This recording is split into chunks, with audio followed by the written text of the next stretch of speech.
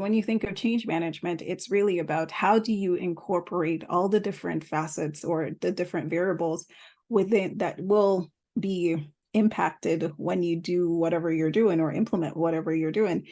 And how does that tie into the adoption at the end of the day? Hello, everybody. Thank you so much for joining us on another episode of Behind the Scenes. I'm so excited to have my guest, Shauna, here today with me. She is an executive and leadership coach. She partners with her clients to help them bridge the gap between their self-awareness and performance so they can lead from a place of empathy without sacrificing their own boundaries or their bottom line, which I think is such a fun, area of expertise, a fun area to be help your clients, because we all know that we sacrifice our boundaries sometimes and it can affect our bottom line. So I'm excited to have you and to chat with you today, Shauna. I'm excited to do this. So thank you for having me on. Thank you for joining. And I would love to start us off with what made you take the leap into entrepreneurship? Kind of how did your business get started with, what it is now? So I actually decided to become a entrepreneur mainly because I was in corporate for just over like 10 to 15 years, like in the same place.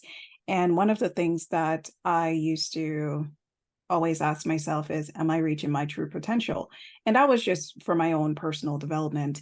And I went into entrepreneurship for selfish reasons. What I was doing at the time was actually working with leaders to help them with delivering change. I was doing project and change management. One of the big things I was doing behind the scenes was going through the corporate strategy that was put in place, looking at it from an operational standpoint, and then pulling all the right resources together in order to have that delivery done and done effectively. So I was doing that from the lens of a project manager, but also as a change manager. So after going through that experience, one of the big things that I took away from that was when I was working with the leaders in the teams, there's like a disconnect between some of the executives versus the management layers. And that was a huge flag for me because I would need them to cough up resources or I need them to kind of sign off on things. And they were so risk averse because they weren't sure, am I doing the right thing? Or will this go sideways? Will this be a career limited move for me? Or, like when they get thrown into the position, this wasn't part of it. So they're also learning, they're also like stressed. And a lot of it comes from a place of, I don't know, like it's all centered on them. And, then it trickles into the team. And because of that, you have teams that are willing to like roll up their sleeves, but then the management is a little bit risk averse. And then that affects the team productivity and the way that they perform. So Yeah. fast forward to a couple of years, I said, okay, every time I did a delivery, I always have to sit with these guys and just kind of understand where are you starting from? Okay, where are we going to have some? What do we need to talk about? Like, and then I will have these conversations. And because for me, I knew kind of the dynamics. I never really feared the conversation. A lot of people would, say, oh, that person's a CIO. Oh, that person's this. To me, it didn't matter. When we need to deliver, we need to deliver. So let's put it all on the table. What do you need? Let's set some expectations and let's move from there. So I jumped into entrepreneurship after I realized, okay, what I was doing, it's great, but I could really make a lot more impact and, work to my full potential, like working independently. And I decided to hop out and decided to do my own consultancy. And I've been doing this now for quite a number of years. So, and I've kind of done transitions with career development as well as leadership development, but I've also tapped into working with business owners as well. I know it's a long explanation of my history. That's okay. Most of our guests here, they do have some type of long, windy road that got them to where they are. And it's never like a clear path, which is the whole point of the show, is to show, we talk about all the things that people don't really want to talk about or how they got there to like provide lessons learned. And so I love that you come from this background because not a lot of people understand that there is a difference between change management and project management. So I'd love to hear, like, kind of for our listeners, what's that definition, like the differences, and when should they bring on someone to help with change management? Oh, that's such a good I question. know it's a Okay. long thing. No, so okay, when you think of, I always look at project management as, if you think of like a Flintstone car, and I think of project management as you're being tasked to create this car, and everything is in place. You've built the structure, you have the steering wheel, everything's there, but it's a cutout. So you need the feet. And when you Hmm. think about who needs to do it, these are the people who are the resources. These are people who are the stakeholders, the people in the organization who needs to move this thing that you've created along. And one of the big things that always happens is nobody ever considers that people are messy. People when it comes to change can be very resistant to change for very different reasons. Oh, And yeah. when you say, okay, you know what, I'm going to just change your whole, like this was something that happened like many, many years ago. They did a whole office restructure and never really consulted anybody as to what was going on outside of, we're going to have a new look, we're going to have open space, it's going to look beautiful. And they never really considered some of the demographics within the team. And there was a couple of people who had breakdowns because one, it was open concept. Oh, And yeah. two, they were used to the cubicle that was facing the window. And for them, this was the only highlight of being in the job. So, so they just like lost it. So they lost productivity days. It seemed like it should be really straightforward, but you would be surprised. And especially even if you're doing it even with senior leadership, not a lot of them are okay with this because they're like, I like I do have an open door policy, but there's some days I just like to close it. And when you think of change, you have to look at change from the people side of it. And Oh, yeah. while you can always focus on, well, there's a process piece to it, there's a tech piece to it. A lot of change is driven by people. And if you are looking at how do people do what they do, then you are Mhm. able to kind of live in that project management. So going back to the Flintstone car again, you can have this thing created, dusted off, everything shiny, and nobody's willing to move it. So you've now Yep. wasted a lot of time, a lot of energy, and there's nobody interested because one, you didn't talk to them. Two, you didn't care to find out, do they have legs to even keep to move it? Do they care to be the one that's powering it up? Is there a better way? You're not thinking of all that. When you think of change management, it's really about how do you incorporate all the different facets or the different variables within that will be impacted when you do whatever you're doing or implement whatever you're doing.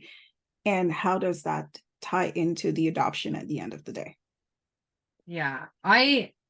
That's I don't come from a change management background, but like that was something we, talked about. It was something that was because I've been part of continuous improvement efforts and, the ops world.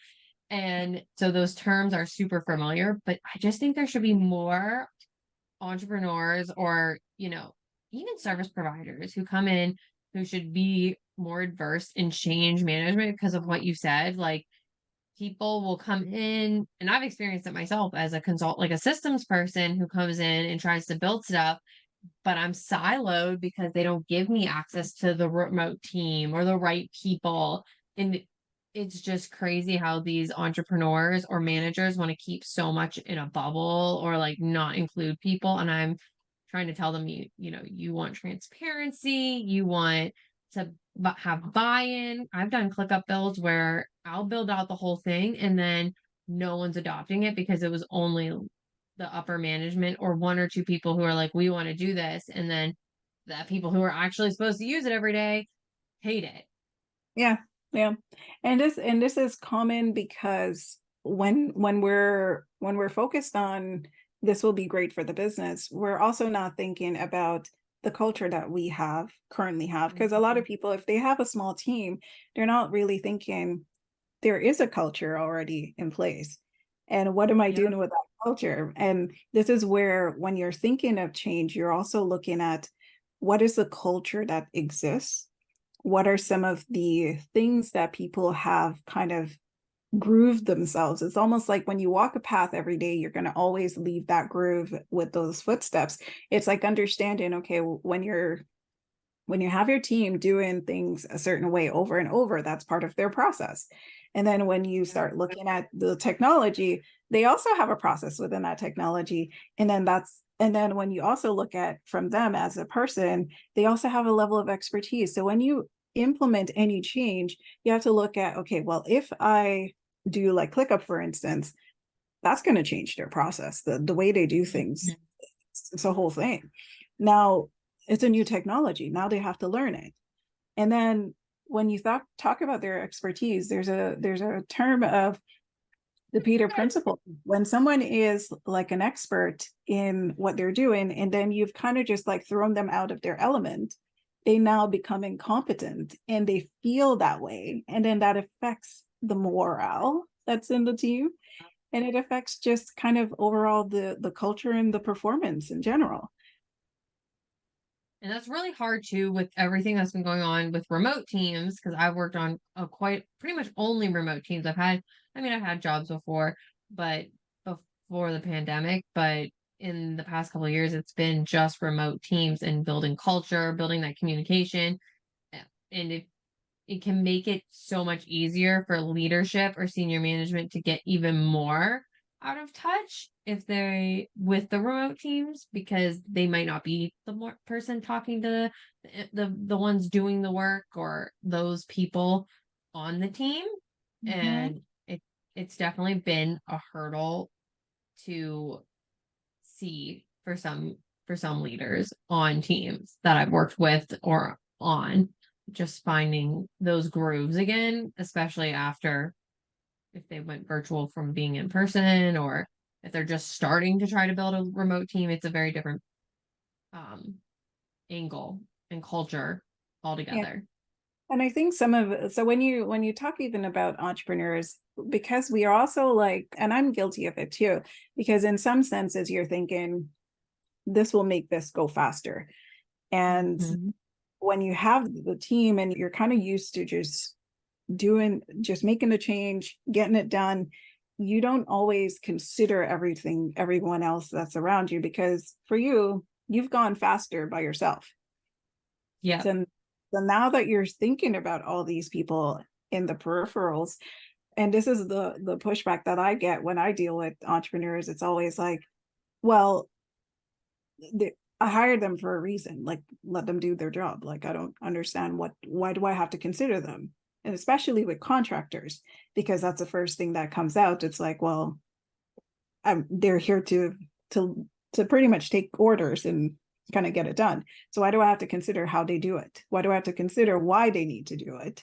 And then that Yeah. becomes a challenge later, because when you have pre-existing process, or that person, as much as you might think, well, it's not written, they have a process that they're following. You Yeah. just have to understand, what does that process look like? And if that process that they have doesn't line up with what you thought you had before, because you might not, you've been so far removed from everything, you only see the results and the outcome, you might not realize that there are certain things that needs to be considered in that whole bag of everything that you've put forward, that might affect not just how much things might cost or how long they might take, and even just kind of, is that person even willing to do it your way, because it's not kind of aligned with what they expected from the job, right? Exactly. I think that's so true with so many thoughts coming up. So I'm trying to like get organize them all in my head right now. I've seen clients where they just want to do it their way. And I'm like, you brought the contractor in to help you with this process, and you're now trying to jump through or skip steps of the process. Where I had a client today, they were like, or not today, this week, they just wanted to start the building piece. I'm like, we skip these steps, it's going to come back and bite us because it we're not doing a thorough job analyzing what, your actual needs are for your systems and your software. And right now she doesn't have a team, but she wants to have a team. So it's like you can't skip those foundational steps with with your teams, or these changes, because it's going to cause you problems later on.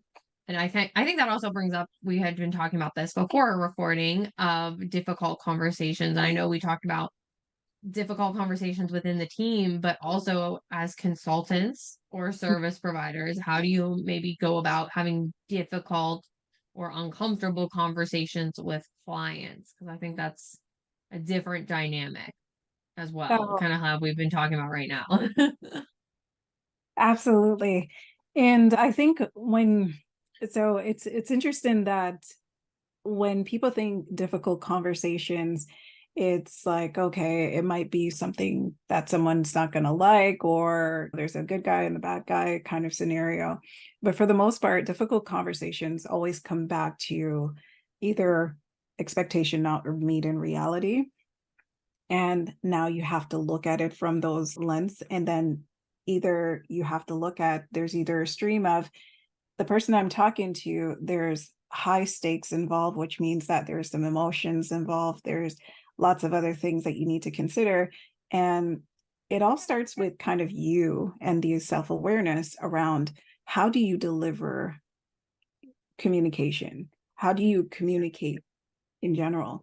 Because what I found, and I'll give you an example of someone, this person is very much a collaborative type of person. And whenever it gets to the point where she seems like she's the bad guy or the bad person in the conversation, she deflects and avoids because she doesn't want to have those kind of, she doesn't want people not to like her. And what happened over time is she had a team member who struggled so much to kind of assimilate in the team till eventually it came to a head where that person just didn't want to do the work and they Hmm. were they were slipping. So she had to now bring in HR, had to do all these things and kind of make it a difficult conversation. But Mm, what she needed to do in advance was sit down with her during the time where she saw the first slippage and say, hey, can we talk about it? But the only reason why we got to this point is because now there's high stakes. There's now the leadership team, the executive team asking, why was this not done? What's happening here? How is this a problem? And then it's now pushed her in a situation of having to bring in HR and put her on a performance plan. So mm, I bring up that example because when you're in a conversation, it's always about what was the expectation in the onset. yeah, Because if you don't have any clear expectations, that person is not going to know kind of what is expected of them. So the conversations usually end up in a space of, if I say X, they're going to think Y.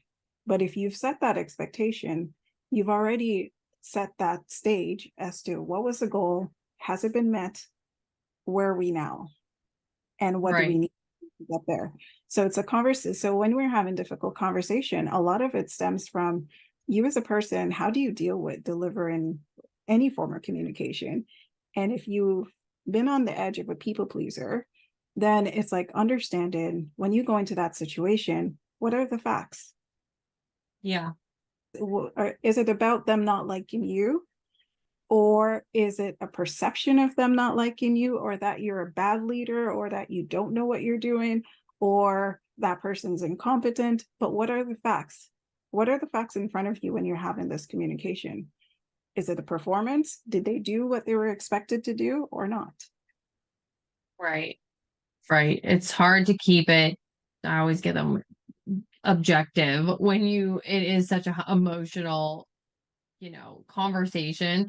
And for some people, just because I've talked to so many women and entrepreneurs, and they struggle with trauma or trauma response. So sometimes and I've experienced this myself with difficult clients that have triggered me based their communication style just really triggered my, abuse situations. Like it would trigger that up in me.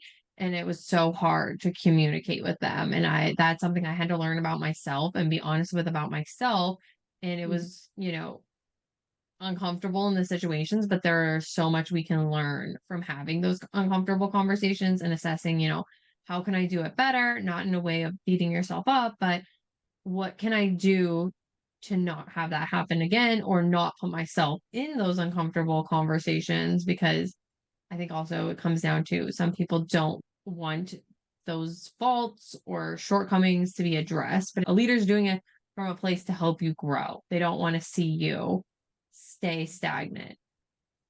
And, I would actually challenge you from the avoidance piece of it to Mm, not be comfortable to avoid that, to lean into it and actually ask yourself the question, what about this conversation actually makes me feel triggered? What yeah, exactly is the part that is, and I go back to again, what are the facts? What is it? right. What are the truths that are in that conversation or that perception that you're having about the conversation? Because in most cases, when you think of having a difficult conversation, a lot of it is about what you're thinking. It's your thoughts, it's your perception of what's going to happen. And Mhm.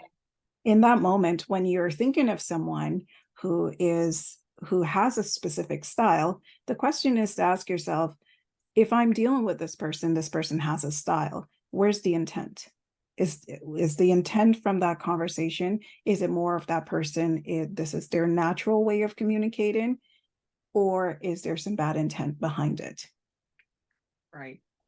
And And this, sometimes communication styles just don't jive. Where I've had like, I know I had a client that it was like a year ago now. We we had a difficult conversation, but I knew I needed to end our working relationship for for my health and well-being, because his communication style and my communication style did not match up, and it was really deteriorating like our relationship and the working performance. Um, and it was like the the miscommunication that can occur where I'm like, I don't think you're hearing me with what I'm saying and what he was saying. I was trying to receive it well, but it was still, I think, comes down to, like you said, what are the emotions behind it? And for people pleasers, it's like, I don't want to upset them or like make them feel like that they have to burden them almost. I think that's the word I'm looking for. so it's interesting because I've had people where they've they've been in these kind of situations where they have a very type A boss, and Mm, they're sitting there in rooms having really tough conversations, and their boss is like, I don't care, get it done. I don't care how you feel. It's not about this, it's not about that. And from the boss's perspective, they're direct communicators, right? From their mhm. perspective, they don't, just like you said, they don't feel like they're being seen or heard because they're just, this is what I expect, this is what I want, all of these things. So the first thing I typically do with a lot of the people that I work with is I go through an assessment with them to kind of understand what kind of how do they show up in workplaces.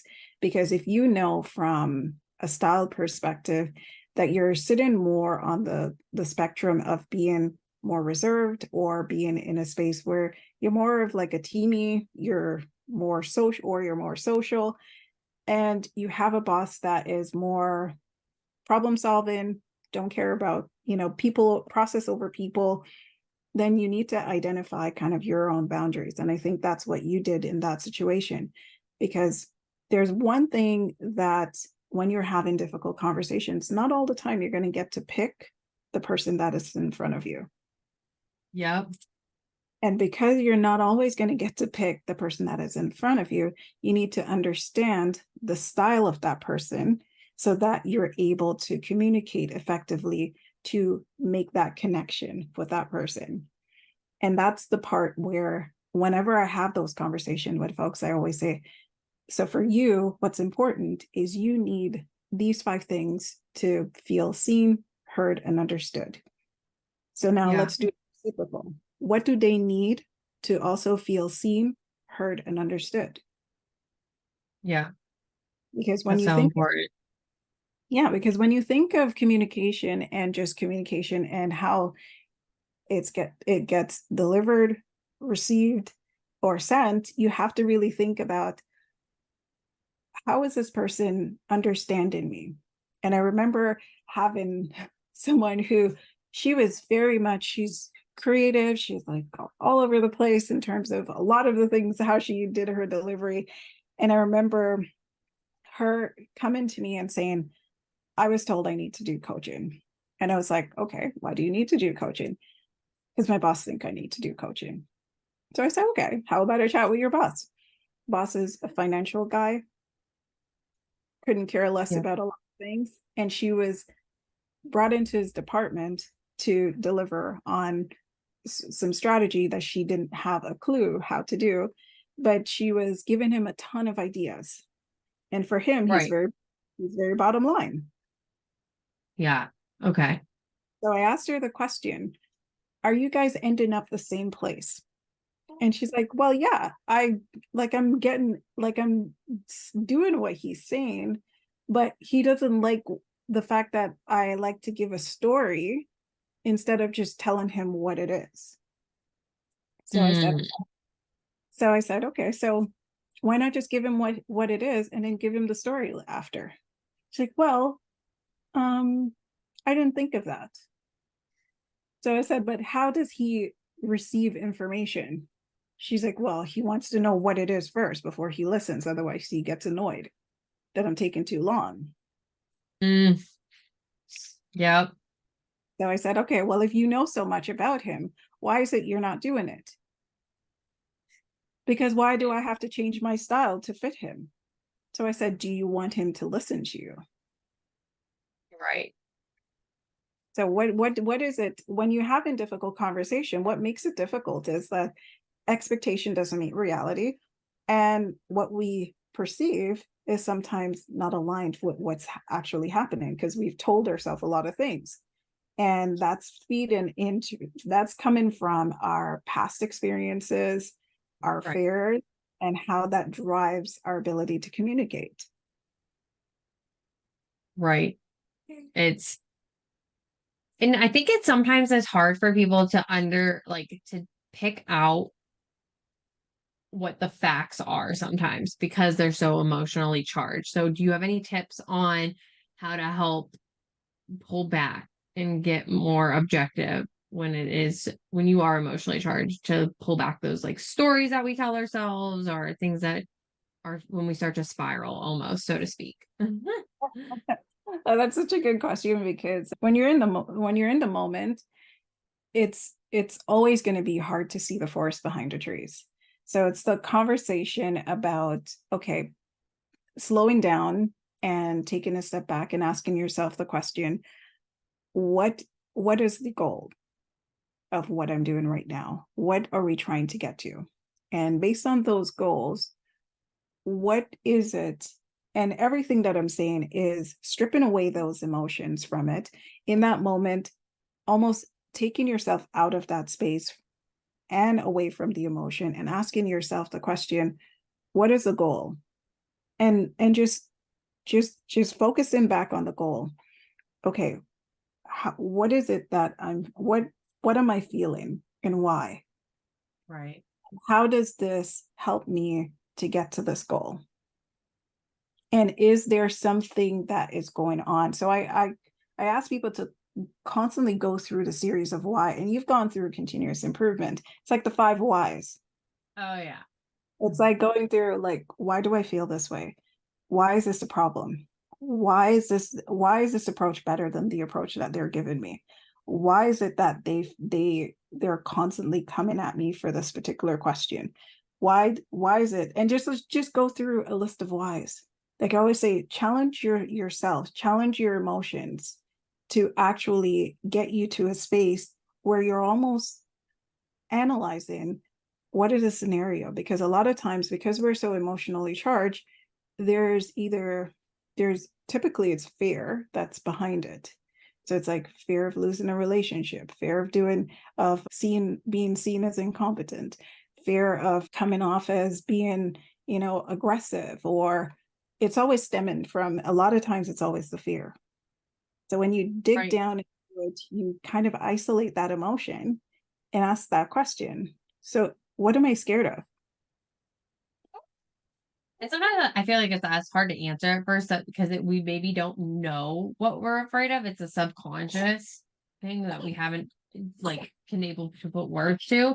And I do think like it takes time to get comfortable. Like you're not going to be perfect going through those exercises right away, just as like a reminder for everyone listening. Like it sounds easier. It's easier said than done. And you do feel kind of ridiculous when you go through like if you're doing the 5 whys for the first time, it kind of feels ridiculous. Like, why am I doing this? Like, why do I like these are such simple questions, but it's sometimes the simple questions and these taking a step back things that really are going to help you the most when you comes to these emotionally charged conversations or just like being triggered in general, I Yeah. think. And if you think about just kind of how we are as beings, right? We're like, our brain is like wired to protect us, right? So it's always like asking. So when you start asking these questions, is it because you're going into protection mode?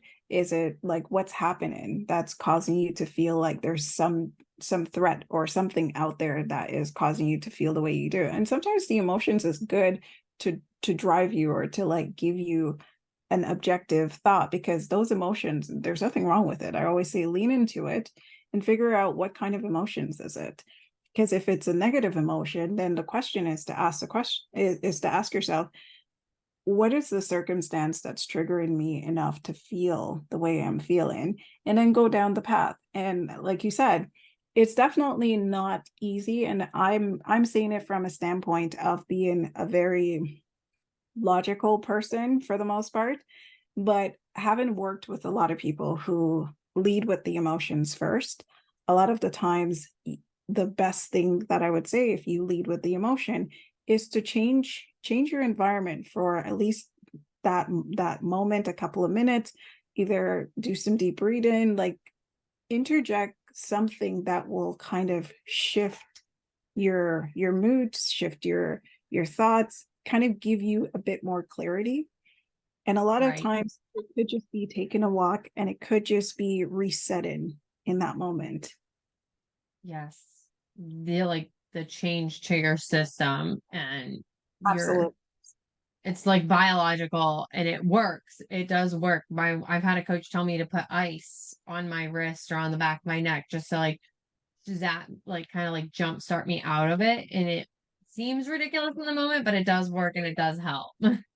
Yeah, it absolutely. Even what I do, like especially if I know I'm going to have a difficult conversation, one of the things I do typically is I also put on I set the mood, set the tone, help my brain to get grounded and to relax.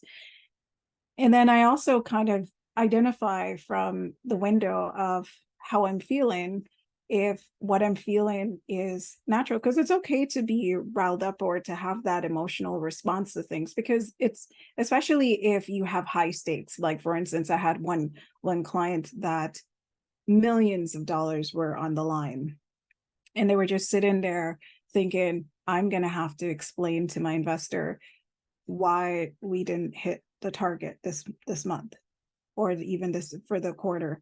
And a huge part of it was there was a failure on their part from a leadership standpoint. And I said, okay, so how, like going through those emotions, of course, there's a thought of not enough, the imposter syndrome, there's all these things that are going through. But then the question comes back is, okay, having this conversation, what's the risk? What is some of the things that we need to consider? What are the options on the table? How can you think about ways that you can communicate this in a way that explains what's happened and what's the next step? Because a lot of times people are okay with being brought this bad news, but it's about the conversation of what do you do next? Like if you come in the conversation and don't have a plan, that's a problem, especially with millions of dollars. But it's now understanding, okay, well, I'm going to speak to my investor, but where do I go from here? And these are some of the truths versus, the preconceptions, because one of the things that was on their mind was they're going to think that I'm incompetent. They're going to think I'm this, they're going to think I'm that. But I said, okay, let's take a step back. Why do you think you're incompetent? What about what you did makes you feel like you're incompetent? And it's like, well, because I couldn't have foreseen this and I should have hired this person. And I said, okay, let's talk about that. And we dig deeper into all of these things.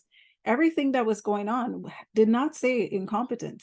It said that based on the information that you had at the time, you had to make this decision. And this decision went sideways. And here we are. So now, what is your next step?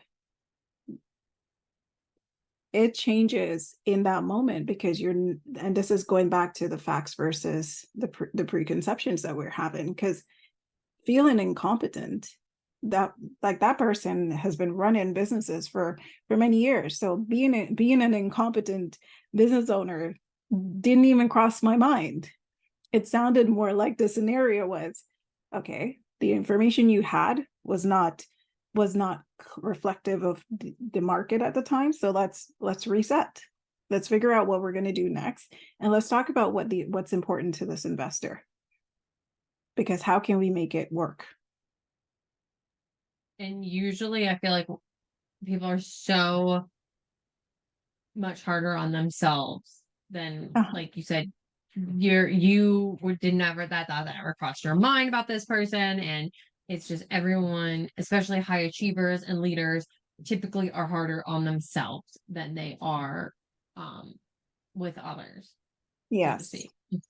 Exactly. And that's why I always go through that exercise to really get you to that self-awareness piece, to understand where we started from in terms of how you communicate, how do you see yourself, how do you show up, how do you deal with stressors, and what are some of your motivators? Because once you go through that piece, you start looking at, okay, well, when I go into a room and things don't go well, my instant reaction is to just torch everybody that's in there because they screwed up. And that's, in some cases, that's just natural for a lot of people, which means that to actually sit in a room with people who's lost you money is a stretch. You're probably going to be that person who will have to count to 10 and come up with different ways to kind of approach communicating with them so that you don't leave a trail of dead bodies around for other people, literally, right? Because that's what you're doing, because you're naturally going in there going, what do you mean? What's going on? And you're not thinking about, oh, maybe they missed a step, or, you're not considering that because that's not your natural response to stress. So it's always a good idea to really get clear on where you started from as a leader. And then based on that, identifying different approaches that can help you to develop the skills so that you can have better difficult conversations, and even kind of get to that state where you challenge some of your thoughts and your preconceptions so that you can see the forest behind the trees and not look at every difficult conversation as, oh my God, it's the end of the world. Because if it's firing somebody, okay, let's talk about what drove you to this point. And 9 out of 10 times, that person felt like you're going to fire them anyways. So you just rip the band-aid off. You know what I mean? Yeah, they kind of, it's not usually, I mean, unless it's, a layoff, it's not usually like a big surprise, or they haven't thought about it before when it comes, or they just are really that oblivious to And if what they're they're doing is not. that means that they're probably, that's also a thing for you. Why did you not have a conversation with them? Because you probably already knew that they were oblivious to many things. Yep, And it exactly. goes back to the people pleasing, to maybe conflict avoidance. Like there's so many things that could have led you to this point where now you're going to have to fire them. Yep. Exactly. I know we could talk about this all day, and I'm like, I still want to ask more questions, but if you guys have enjoyed this conversation and you want to learn more about leadership and boundaries and tough conversations, we are going to link Shauna's information, her website, her socials, all down below this episode. But I also want to make sure you give our audience one key takeaway, one lesson learned. What would you, summing it all up? What would you want them to walk away with after this episode? Oh, so the one thing I would say, if you are new to like building a team or leading a team or even having difficult conversations, just know this, it doesn't have to look perfect. It Yeah. Everything that you do is based on you as a person, your approach, your style, your experiences, and it's all unique to you. There's some things that will feed into the process, meaning that if you took specific training, if you have a certain natural innate talents, it will all feed into it. But at the end of the day, your approach to leading, to communicating will be always unique to you, and you don't have to compare yourself to anyone. Just go in it and ask you yourself the question, what do I want from this relationship, this situation, this outcome? What is the goal that I'm looking for, and how do I Right. reach it and get to the end state? And that would be like my number one thing for everybody. Your journey does not have to look like the other person. Such good advice. I love that advice because it's so true. Don't compare yourself to other people. It's not going to help you.